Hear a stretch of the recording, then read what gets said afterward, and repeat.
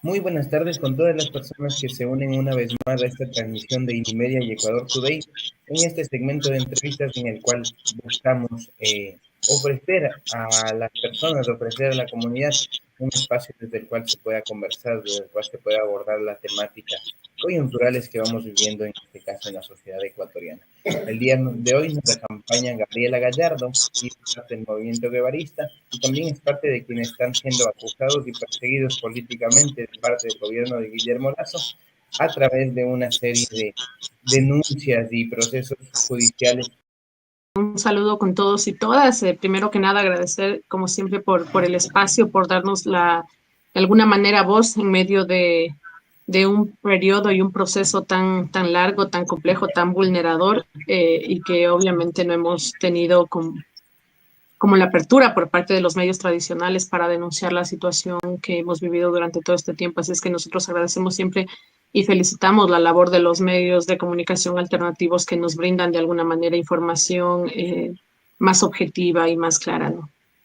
Sí, sin duda nosotros estamos para eso. Insistirle a todos quienes ven esta transmisión o a quienes vean cuando ya quede subida el video, que este es un espacio justamente para que todos puedan participar, para que todos puedan hablar de lo que les apetece, de lo que les importe y podamos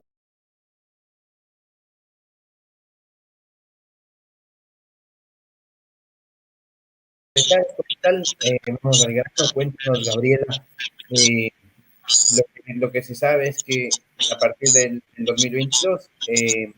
fue que se empezó a perseguir a través de una serie de denuncias judiciales, eh, principalmente la de trata de personas, y me parece que también figura como terrorismo, al grupo a la organización social guevarista, principalmente a 9 de sus integrantes, de los cuales algunos pudieron salir liberados, pero en cambio Omar, me parece que también Gabriela y un compañero de Riobamba siguen siendo imputados con un proceso. Cuéntanos un poquito más de todo esto. Así es. Bueno, realmente es un proceso de persecución y hostigamiento que viene desde el año 2019, ¿no? Es todo un proceso que viene a partir del año 2019 del paro, en donde como varias organizaciones sociales nosotros participamos también del paro y a partir de eso comenzó un proceso de hostigamiento y de mostrar un poco al movimiento guevarista como parte de esta figura, de esta construcción de enemigo interno que fue utilizado y es utilizado hasta ahora como una pantalla para encubrir de alguna forma para distraer la atención de los conflictos reales que se dan al interior del Estado y de todo este tipo de complejidades que nos están afectando a todos los ecuatorianos. Entonces, a partir de eso comenzó un proceso de persecución contra nosotros que decantó en una detención el 19 de mayo, es decir, estamos justo el día de ayer se cumplieron 500 días, un año, 4 meses de la detención de todos a través de un montaje judicial, un proceso en el cual le inventaron una serie de cargos, una serie de pruebas, entre comillas, de víctimas, además, que en la audiencia que se dio de juicio en abril, el 14, y que concluyó el 14 de abril con la sentencia, se demostró claramente quienes estuvieron ahí y a través de todo el proceso público que existe, se puede notar que no hay ninguna prueba en nuestra contra, que de hecho los mismos testigos de fiscalía, que son todo el cuerpo policial de investigación de la ULCO, que es la unidad especializada contra el crimen organizado, alguna cosa así, que ellos declaran que no nos vieron en ningún momento cometer ningún acto delictivo, lo declararon en reiteradas ocasiones y no uno, sino absolutamente todos los policías que eran testigos de fiscalía mismo, y donde lo único que han demostrado es que se hizo una persecución ilegal, irregular, de características de espionaje contra una organización social.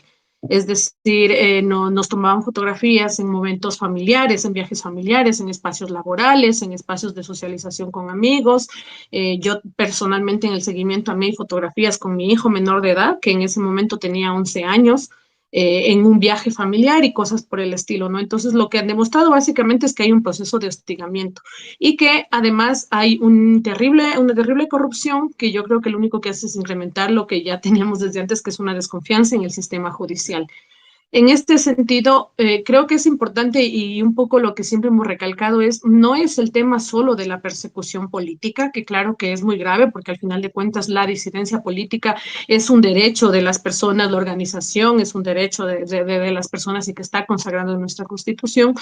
pero creo que también es muy importante el reconocer que con esta persecución política lo que se ha hecho es violar una serie de derechos humanos, derechos constitucionales, derechos jurídicos, una gran cantidad de garantías jurídicas que en este momento está siendo golpeado a los guevaristas, o sea, en este momento nos llega a nosotros, pero al mirar la capacidad de permear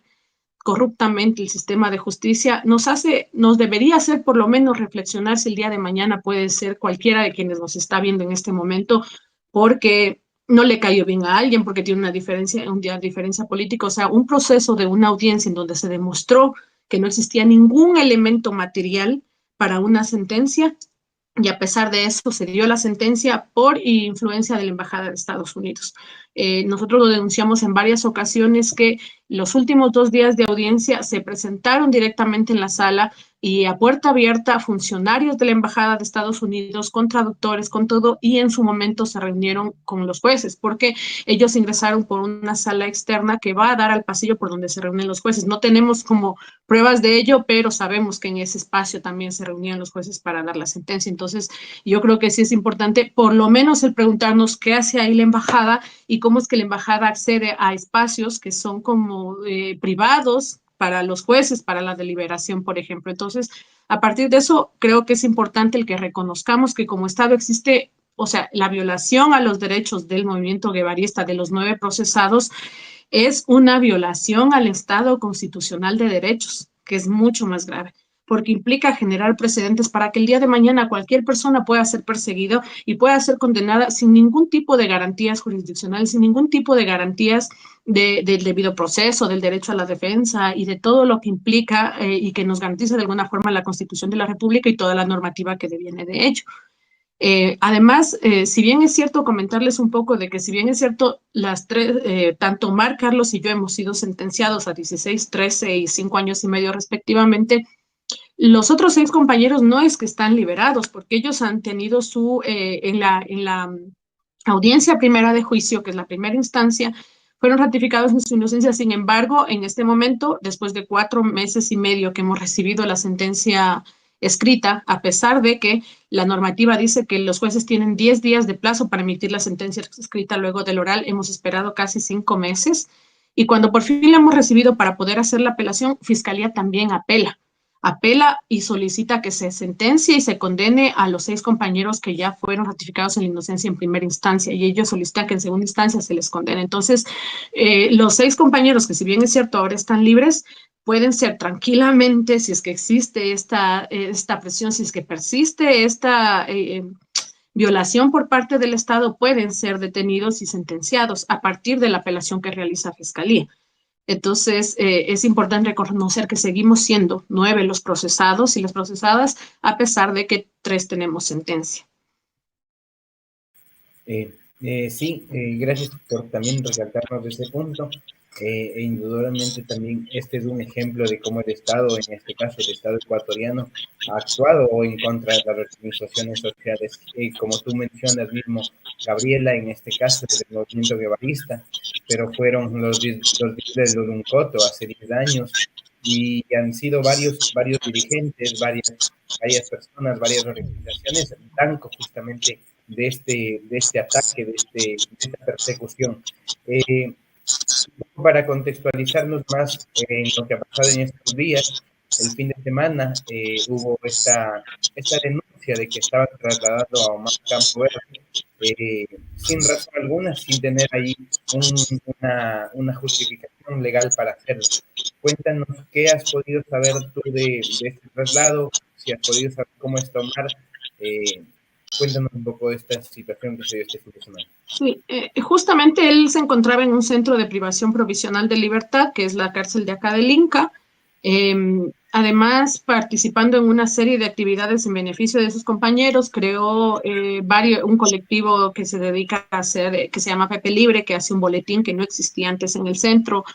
Creó un colectivo de literatura, creó un colectivo de poesía, reorganizó la biblioteca, o sea, ha habido un trabajo constante y un historial de buen comportamiento de Omar. No tiene absolutamente ningún parte de ningún tipo durante el año y 4 meses que ha estado ahí. Sin embargo, a pesar de que nosotros estamos en instancia de apelación, si bien es cierto existe una sentencia, pero estamos en instancia de apelación, quiere decir que nuestro estatus legal no ha cambiado, seguimos en una condición de inocencia. A pesar de ello, fue trasladado a la cárcel de máxima seguridad de la Tacunga, además en unas condiciones que violentan totalmente todo tipo de derechos, porque no fue informado nadie de su familia, no fue informado los abogados, simplemente ingresaron a la celda a la medianoche y se lo llevaron. Y nosotros tuvimos conocimiento de esto a través de un compañero del pabellón que se comunicó con un familiar de Omar para indicarnos que se lo habían llevado, sin saber a dónde, sin saber cómo. Tuvimos noticias de él nuevamente al día siguiente, como al mediodía, en que ya nos habíamos enterado y él no trató, o sea, logró comunicarse a través de un compañero de ahí mismo de la Tacunga, indicando que estaba bien, que estaba vivo, que había sido trasladado además eh, al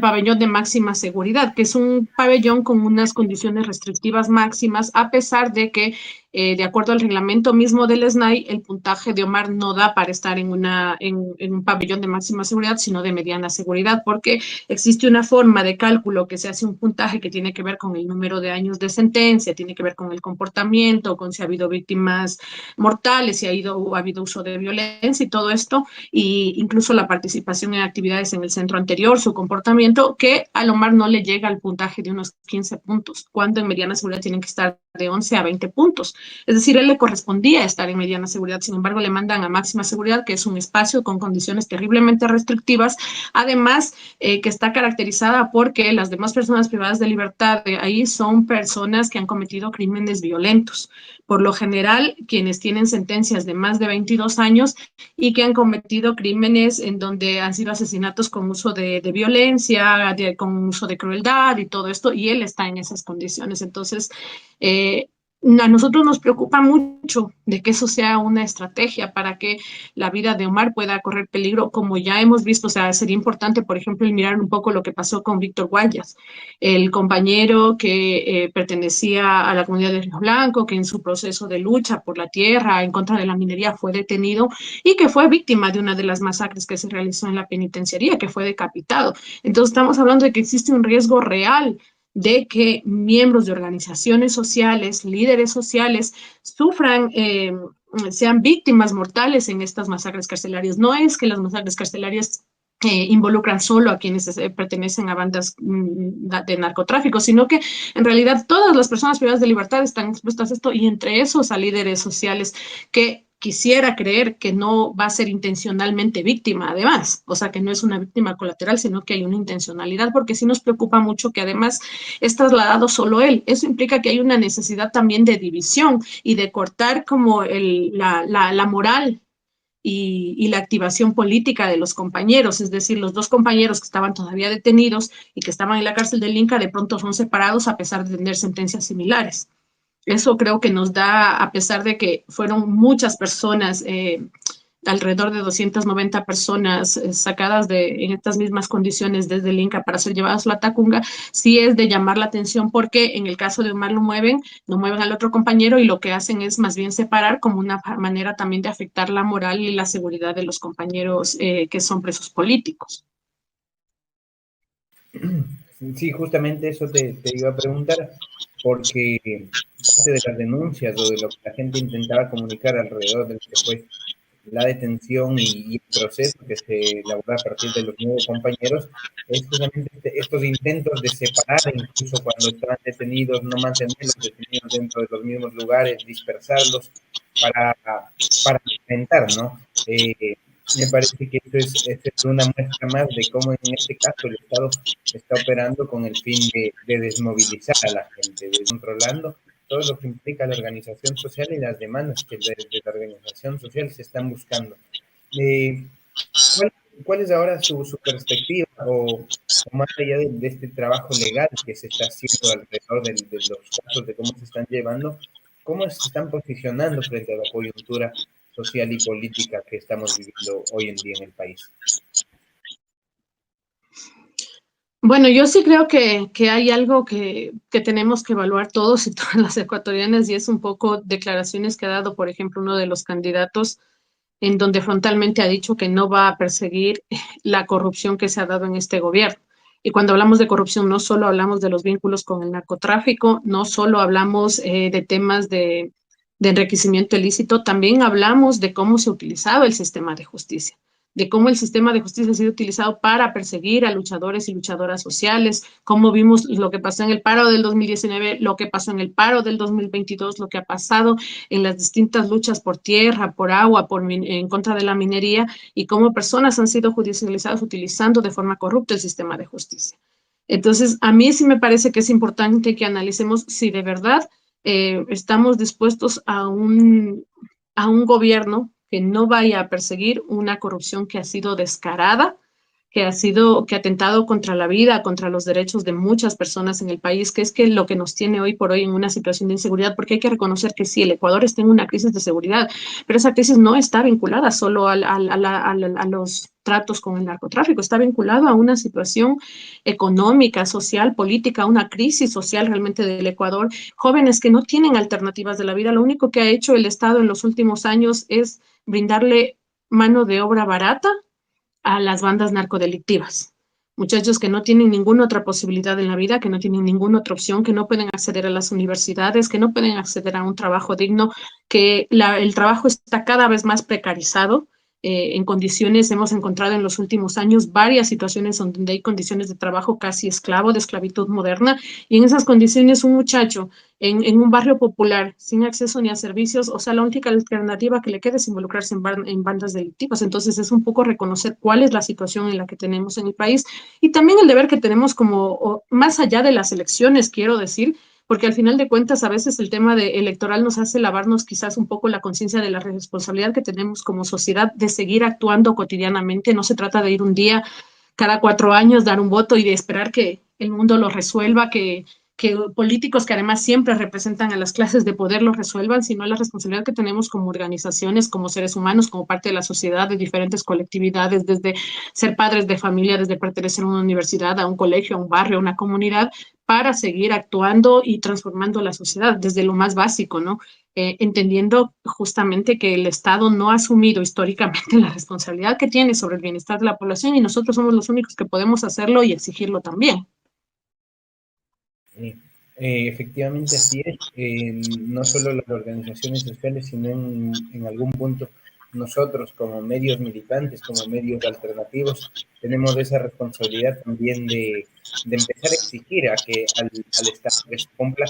con su trabajo más allá de quién sea elegido o elegida como mandatario, pero como tú mismo dices, desde la organización, desde los movimientos de bases, en este punto donde todos somos comunes, desde el cual tenemos que organizar y preparar la defensa y la ofensiva de nuestras luchas. Una pregunta quería hacerte antes de cerrar con respecto al caso en específico frente a la parcialización que se obtiene en el marco judicial ecuatoriano. Como organización, ¿han apelado o piensan apelar a alguna instancia internacional o externa para hacer justamente esta denuncia de la persecución de parte del Estado? Sí, o sea, justamente nosotros hemos sido contactados ya por varias organizaciones de derechos humanos a nivel internacional, donde nos han ofrecido el apoyo, el acompañamiento en todo el proceso. Sin embargo, uno de los problemas que tiene justamente el acceder a justicia internacional es que tú primero tienes que agotar todas las instancias internas. Entonces, en este sentido, nosotros recién estamos en la apelación para llegar a segunda instancia. Obviamente, nuestros abogados, la defensa que se realizó en la audiencia de juicio no va a cambiar mucho porque en realidad hemos demostrado en el juicio no solo que somos inocentes, sino además una cantidad de irregularidades que son causales de nulidad del juicio mismo. Y en la segunda instancia, que es la apelación que hicimos ya para la Corte Provincial, es presentar las mismas pruebas, demostrar la mala administración de justicia que ha realizado el tribunal de la primera instancia y a apelar a que, no, a que se nos declare la inocencia a todos y, por supuesto, una restitución por parte del Estado, porque hay que recordar que llevamos más de casi un año y medio de detención con todo lo que implica eso en cuanto a vulneración de derechos, en cuanto a tema económico, a tema legal y bueno, todo esto, ¿no? Pero, sin embargo, si es que no pudiéramos llegar a ganar en esta segunda instancia, tendríamos que acceder a una tercera instancia, que es la Corte Nacional, y habiendo perdido eso apenas podemos ir a cortes internacionales. Sin embargo, nuestra decisión es llegar hasta el final. Y no solo hasta demostrar nuestra inocencia, sino hasta hacer justicia. Es decir, que incluso demostrando nuestra inocencia, estamos dispuestos a irnos a Corte Internacional y los años que eso nos tome para que el Estado reconozca la violación de nuestros derechos, pero sobre todo para crear un precedente para que no pueda volver a pasar, porque ningún otro país miembro puede cometer una vulneración de derechos similar de un tema que ya ha sido consultado. Entonces, esto implicaría que el poder acceder a justicia a través de cortes internacionales garantizaremos no solo que esto no vuelva a ocurrir en Ecuador, sino que no vuelva a ocurrir en ningún país de la región, garantizar justicia para las luchadoras y los luchadores. Muchas gracias también por esta puntualización. Creo que nos queda un poco claro cómo transcurre el proceso y esperemos que, como tú mismo mencionas, se siente un precedente y también que esta sea la muestra de que la lucha también debe ser en el marco legal, debe ser en esos términos, porque como bien sabemos quienes estamos trabajando desde abajo, el punto está en que en todos los frentes de lucha poder presentar como organizaciones y como luchadores una posición que defienda principalmente los intereses del pueblo, los intereses de la gente más afectada por este sistema desigual en el que vivimos. Gabriela, un poco antes de cerrar, quisiera preguntarte si tienes unas últimas palabras que compartir, algo más que quieras decir a nuestra audiencia del momento. Simplemente, como siempre, el hacer un llamado a todos y todas quienes nos escuchan a dejar un poco la apatía, porque, repito, este no es un caso contra el movimiento guevarista, es un caso de vulneración de derechos constitucionales, de derechos jurídicos, que, como digo, hoy nos afecta a nosotros, pero que genere un precedente para poder atentar de forma descarada, de forma desproporcional contra los derechos de cualquier ecuatoriano y ecuatoriana. Es decir, permitimos que pase esto hoy y esto va a seguir pasando y va a ser utilizado por cualquier autoridad para en adelante perseguir de forma injustificada, ilegal, con procesos totalmente cargados de vicios y de nulidades a cualquier persona.